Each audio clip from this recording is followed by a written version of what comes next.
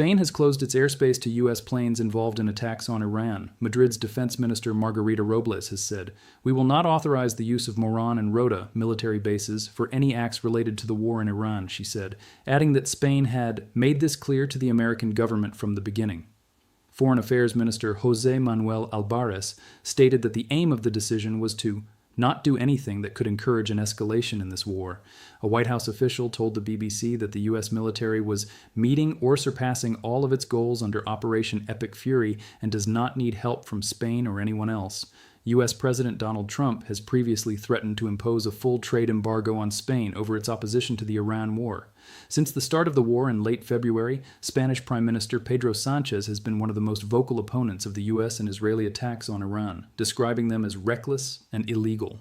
Earlier in March, Sánchez said Spain had denied the U.S. use of the two jointly run military bases at Rota and Morón, both in Andalusia. Last Wednesday, he also announced that all flight plans that involved actions related to the operation in Iran were rejected, every single one of them, including those of refueling aircraft. Some U.S. bombers involved in operations in Iran are stationed at the RAF Fairford base in Gloucestershire in the UK, after Prime Minister Sir Keir Starmer announced on 1st March that the UK had agreed to the request from the US. Planes taking off from there will be forced to bypass much of the Iberian Peninsula, either by flying over the eastern Atlantic or France. Spanish newspaper El País reported that aircraft would only be able to transit through Spain's airspace or land at the bases in case of emergency. In a 10-minute televised address on 4 March, the Spanish Prime Minister reflected on the wars in Ukraine and Gaza, as well as the Iraq War more than 20 years ago, and said the Spanish government's position could be summed up as no to war. Later in March, the Iranian embassy in Spain said Tehran would be receptive to requests from Madrid concerning transit through the Strait of Hormuz because Spain was committed to international law.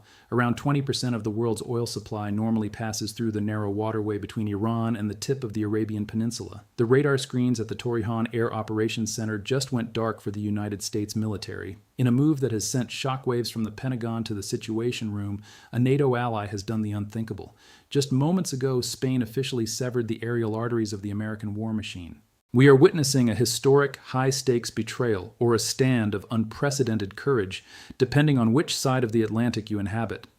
The silence over the Iberian Peninsula is now deafening.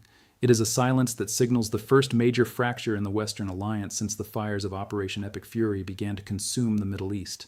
This isn't just a diplomatic spat. This is a logistical nightmare with catastrophic consequences. Madrid has effectively built an invisible wall in the sky, reaching from the Mediterranean to the Atlantic, telling the world's only superpower, no further. The implications are immediate. The hardware of war, the refueling tankers, the heavy bombers, and the elite transport units that form the backbone of the assault on Iran are now being forced to take the long way around. In a conflict where every second is measured in lives and every gallon of jet fuel is a strategic asset, Spain has just handed Tehran a massive, unexpected victory. The world is holding its breath as the geopolitical chessboard is kicked over. We are no longer just looking at a war between Washington and Tehran. We are looking at a civil war within NATO itself. President Donald Trump has already issued a chilling response, hinting at a total trade embargo that could collapse the Spanish economy overnight. But Prime Minister Pedro Sánchez isn't flinching.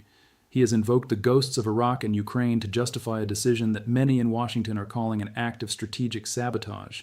Just now, the special relationship between Europe and America has hit a breaking point.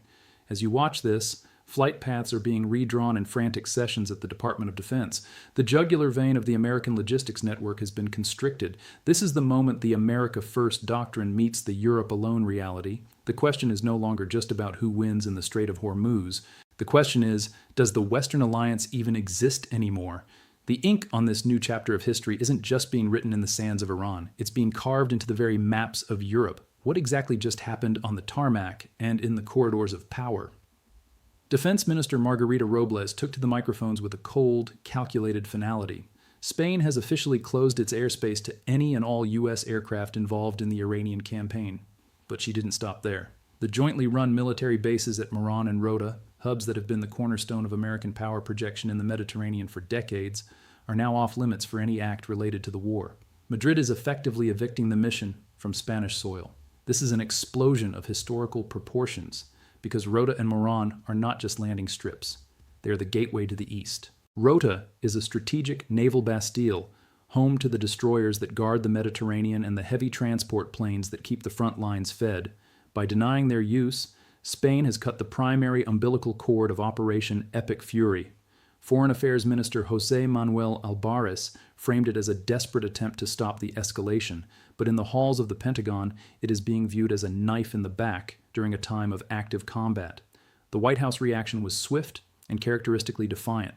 An official statement claimed the U.S. military is meeting or surpassing all goals and does not need help from Spain or anyone else. It is a classic display of American bravado, but the maps tell a different story. U.S. bombers currently stationed at RAF Fairford in the United Kingdom are now forced to bypass the entire Iberian Peninsula. They must now fly deep into the Atlantic or negotiate the crowded skies of France just to reach the theater of operations. This is a power struggle that has moved from the battlefield to the boardroom. On one side, you have the Trump administration committed to a total kinetic dismantling of the Iranian regime. On the other, you have the Sanchez government, which has described the American-Israeli offensive as reckless and illegal. This isn't a mere disagreement over policy. It is a fundamental clash of worldviews. Spain is betting its economic future on the no-to-war sentiment of its people, while the U.S. is signaling that any ally who stands in the way of its mission will be treated as an adversary. The epic fury is no longer confined to the Gulf. It has arrived on the shores of Europe. To understand how a NATO pillar like Spain could turn its back on Washington, you have to look at the mounting tension that has been simmering for months. Since the first missiles of Operation Epic Fury lit up the skies over Tehran in late February, Madrid has been the canary in the coal mine for European dissent.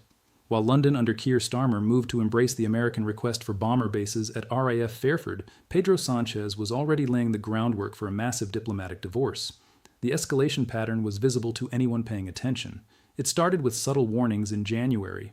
Madrid began expressing grave concerns about the intelligence being used to justify the preemptive strikes on Iranian nuclear and water infrastructure. But as the U.S. and Israel moved from targeted assassinations to a total deindustrialization campaign, Spain's rhetoric shifted from concern to outright condemnation. Sánchez didn't just disagree, he attacked the very legality of the mission, calling it a violation of every international norm. The ghost of 2003 haunts every hallway in Madrid. The Spanish people haven't forgotten the Iraq War, a conflict that many feel they were dragged into against their will, leading to domestic tragedy and political upheaval. Sánchez is tapping into that deep-seated nunca más, never again sentiment. Throughout early March, the denials grew more specific. First, it was the refusal of base access for refueling. Then, it was the rejection of specific flight plans. Washington thought they could bully Madrid back into line with the threat of a trade embargo, but they underestimated the domestic political pressure on Sánchez. The tension reached a boiling point last Wednesday when Sánchez announced that every single flight plan related to Iran had been rejected. Not just bombers, but the tankers, the gas stations in the sky that make long-range missions possible. This was the final warning that Washington ignored. The U.S. assumed that the gravity of the military mission would eventually force Spain to comply. Instead, the opposite happened. The more the U.S. pushed, the more the Spanish government dug in its heels. Tehran, sensing the fracture, moved in for the kill. In a brilliant piece of diplomatic maneuvering, the Iranian embassy in Spain signaled that they would be receptive to Madrid's requests regarding the Strait of Hormuz. While 20% of the world's oil supply is choked off by Iranian mines and U.S. blockades, Tehran is offering Spain a legal pass because Madrid is committed to international law. It is a classic divide-and-conquer strategy, and it worked. Spain now sees a path to protecting its energy interests by distancing itself from the American war effort, leaving the rest of the alliance to deal with the fallout. The true climax of this diplomatic insurrection occurred in a 10-minute televised address that will go down as the most defiant speech in modern Spanish history. Prime Minister Pedro Sánchez didn't just talk about logistics, he talked about the soul of Europe. He stood before the cameras on March 4th and drew a direct line from the blood-soaked streets of Ukraine and Gaza to the current fires in Iran. He invoked the memory of the Iraq War not as a historical footnote, but as a warning of the catastrophic cycles America was once again initiating. No to war. Those three words were the hammer blow. When Sánchez uttered them, he wasn't just speaking to his cabinet, he was signaling a total cessation of cooperation. The dramatic pacing of his address built to a singular conclusion. Spain would no longer be a silent partner in what he termed an illegal enterprise. He rejected the Operation Epic Fury branding, replacing it with the imagery of reckless destruction. This was the moment the door was slammed shut. Break down what this actually means on the ground. By rejecting every single flight plan, Sánchez has introduced a massive variable of uncertainty into U.S. air operations. Every B-52 or B-2 bomber taking off from the UK now has to factor in a massive detour. Think about the physical exhaustion of the crews, the mechanical strain on the aircraft, and the increased reliance on a shrinking pool of refueling tankers. Sánchez essentially forced the US Air Force to fight the laws of physics and geography as much as they are fighting the Iranian Republican Guard. The atmosphere in the Pentagon shifted from frustration to pre-crisis mode. This wasn't just a vote in the UN, this was a physical blockade of a mission in progress. The decision to ban refueling aircraft is particularly lethal. Long-range strikes require precise refueling windows. By removing Spanish airspace from the equation, those windows have narrowed to a razor's edge. Sánchez knew exactly what he was doing. He was aiming for the one thing the U.S. military values most, the freedom of maneuver. This was the climax of the political struggle. Washington tried to use the Trump embargo as a weapon of fear. But Sánchez used the Iraq memory as a shield of conviction. When the speech ended, the Spanish military was ordered to enforce the closure. Spanish fighter jets were reportedly put on a higher state of readiness to ensure that emergencies weren't used as a loophole for unauthorized transits.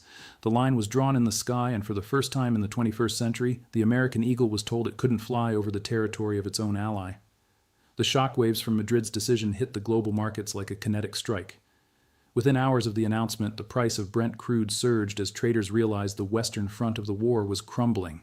If Spain could break ranks, who was next? The uncertainty of the Strait of Hormuz was already a nightmare, but now the logistics of the very force meant to open the strait were being compromised. The Hormuz Pass offered by Tehran to Spain added a layer of economic chaos, as other European nations wondered if they too could secure their oil by betraying Washington. The political fallout in Washington was a civil war of words.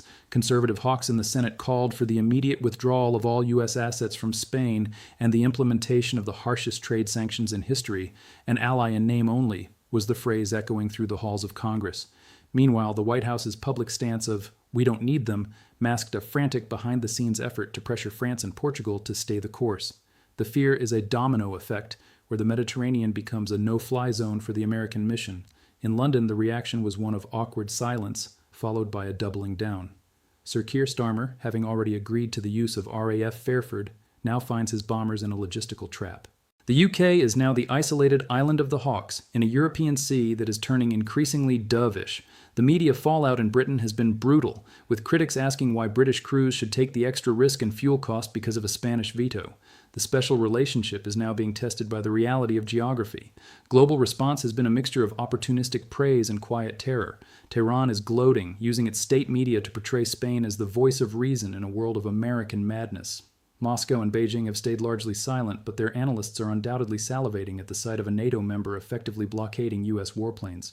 In Brussels, the European Union is paralyzed. The divide between the Atlanticists, who want to support Trump, and the sovereigntists, who side with Sánchez, is threatening to tear the EU's common defense policy apart before it's even fully formed. The most visceral reaction, however, is in the markets. The Trump embargo isn't just a threat to Spain anymore, it's a threat to the global supply chain. If the U.S. actually moves to cut off trade with Spain, the retaliatory tariffs from the EU could trigger a global trade war that dwarfs the conflict in Iran. We are looking at a scenario where the world's financial systems collapse while the world's energy systems are on fire. The chaos isn't coming, it's here, and it was triggered by a single no from a government in Madrid that decided the price of loyalty was too high. We need to analyze who actually wins in this new reality. In the short term, Iran is the undisputed beneficiary. Tehran didn't have to fire a single missile to complicate U.S. air operations. They just had to wait for the internal contradictions of the West to explode. The Hormuz Pass offered to Spain is a masterstroke of asymmetric diplomacy. It creates a privileged status for an EU member, incentivizing other nations to seek their own separate peace with the Islamic Republic. This effectively neutralizes the united front that Washington spent decades building. Who loses? The United States military's operational epic fury has just become significantly more expensive and more dangerous. Every detour adds hours of flight time, increasing the maintenance tail and the risk of pilot fatigue. But more importantly, the U.S. has lost the moral high ground of a broad coalition.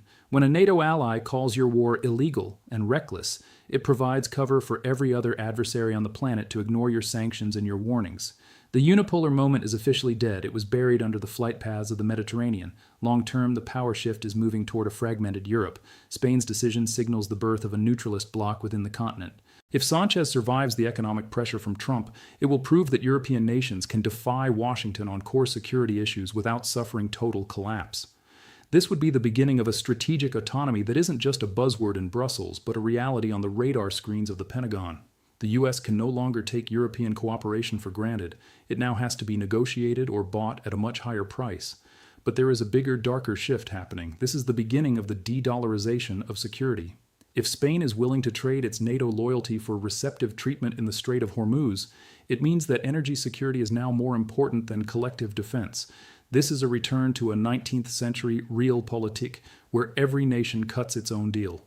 The Pax Americana was built on the idea that the U.S. provides the security and everyone else follows the lead. Spain just proved that the security provider can be viewed as the primary threat to stability. Is this the beginning of something bigger? Absolutely. We are looking at the potential end of NATO as a functioning military alliance in the Middle East. If the North Atlantic Treaty Organization can't even agree on the North Atlantic approach to an Iranian war, then the treaty is a piece of paper with no teeth. The power is shifting away from centralized alliances and toward regional deal-making. Trump's America First has met its match in Sanchez's Spain First, and the result is a world where no one is truly in charge. This is the ultimate warning for the American system. For nearly 80 years, the U.S. global order was built on a foundation of strategic depth. We had the bases, we had the skies, and we had the allies. That depth just vanished. When a nation like Spain, a democratic, Western, integrated economy, decides that the American mission is a greater risk than American retaliation, the system is in a state of advanced decay. This is a warning for our institutions. The Pentagon and the State Department are operating on a 20th century playbook that assumes maximum pressure always leads to maximum compliance. Spain just proved that playbook is obsolete. In a world of decentralized energy and fragmented social media, the ability of a superpower to command an alliance is gone. We are entering an era where our institutions are hollowed out, capable of projecting epic fury, but unable to secure a simple flight plan from a friend. For democracy, the warning is even more severe. Pedro Sánchez is using the language of international law and no to war to justify a move that many see as a betrayal of a mutual defense pact. This creates a terrifying precedent. Any democratic leader can invoke the will of the people to walk away from international obligations the moment they become inconvenient or dangerous. It is the Brexitization of military alliances. If every democracy becomes an island of its own interests, then the global order is just a collection of competing populisms. The markets are signaling the end of the globalized peace. The threat of a full trade embargo on a NATO ally is a systemic reset button. If the U.S. uses its economic power to crush a European democracy over a military disagreement, the very concept of the West is finished. Investors will no longer see the Atlantic Alliance as a zone of stability. They will see it as a combat zone of tariffs and sanctions. The markets don't like war, but they hate unpredictable alliances even more. The global order is now a geopolitical Darwinism. The strongest doesn't just set the rules. The strongest is now being tested by the stubbornness of the small. Spain's no is a symptom of a world where the old rules of engagement, both military and diplomatic, have been incinerated. We are warned. The next 24 months won't just decide the fate of the Iranian regime, they will decide if the American century has any remaining minutes on the clock. The sun sets over the naval base at Rota, casting long, dark shadows across the destroyers that sit idle in the harbor. For the first time in generations, the roar of American engines over the Andalusia coast has been replaced by an eerie, heavy silence. That silence is the sound of a world changing. It's the sound of an invisible wall being built in the clouds, a wall made of sovereign pride and deep-seated historical trauma. Prime Minister Sánchez has made his move. He has bet the future of his nation on a singular conviction that Spain will not be an accomplice to a war it did not choose. In Washington, that move is seen as an unforgivable act of treachery. In Tehran, it's seen as a divine opening, but for the rest of us, it is a terrifying glimpse into a future where the word ally no longer has a fixed definition. President Trump has promised a trade embargo that could turn Spain into an economic wasteland. Sánchez has promised a no to war that could turn Spain into a global pariah or a historic hero. This is the ultimate art of the deal showdown, but the stakes aren't a hotel or a golf course. It's the integrity of the Western world. The radar screens are still blank over Madrid, and the flight paths are still being diverted deep into the dark waters of the Atlantic. This story is just beginning. The first boot hasn't hit the sand of Karg Island yet, but the first fracture has already appeared in the heart of Europe. We are watching the autopsy of an alliance in real time. If you want to understand the reality behind the epic fury and the silent skies of Spain, stay tuned.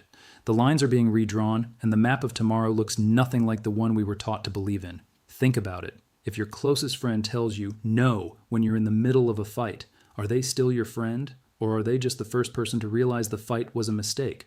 The comments are open. Let's discuss the end of the alliance. Stay tuned. The world is watching.